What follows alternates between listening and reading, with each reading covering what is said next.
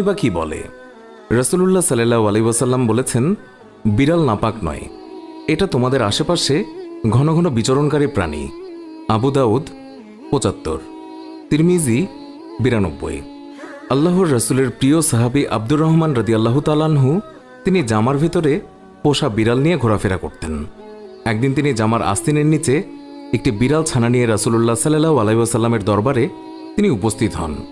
সেই সময় বিড়ালটি হঠাৎ করেই সবার সামনে বেরিয়ে পড়ল।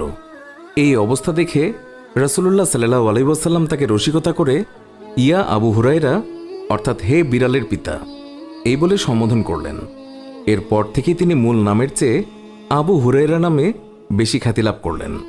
আর সেই দিন থেকেই তিনি নিজেকে আবু হুরায়রা নামে পরিচয় দিতে তিনি বেশি পছন্দ করতেন।